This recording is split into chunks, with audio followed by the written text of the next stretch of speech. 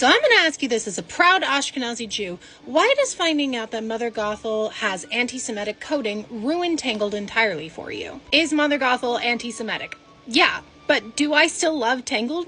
Also, yeah. We have a tendency in our society to, upon finding out that media has problematic origins or has a problematic aspect of it, we have this tendency to just write it off altogether. And that's actually doing a disservice to our media literacy. We are in one of the worst media literacy crises that we've ever had in this country. And it's not just a problem with the right, though, of course, they perpetuate it more than others. But it is also a problem with the left, where we tend to hear that something is problematic and yeet it off to Problematic Island, where it can never be heard from again. But this actually prevents you from being able to engage critically with the work. Engaging in problematic media is a really great way of enhancing your critical thinking skills. You can sit there and ask yourself, okay, why is this problematic?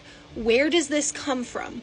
Where can we go further the next time we want to tell this story? Or even better, you can ask yourself, what blind spots did I have where I might have maybe acted like these characters do, or maybe had the same beliefs underlying that I didn't realize? This is why works like To Kill a Mockingbird are so important for high schoolers to read. Is To Kill a Mockingbird problematic? Yes, absolutely. It was written by a white lady who grew up in the South in the segregation era. Of course it's problematic. It dips into white saviorism. But that's exactly why we have to engage with media like that. And also, fun fact, the author of To Kill a Mockingbird would agree that To Kill a Mockingbird is actually extremely problematic. The sequel to To Kill a Mockingbird actually reveals that Atticus Finch didn't really care about racial equality. He was just a really good public defender who didn't want to lose a case. And understanding that aspect while engaging in To Kill a Mockingbird, it helps give us a better understanding of our society. But say there's some sort of problematic work that you do want to engage with, but you don't want to support it financially. Like,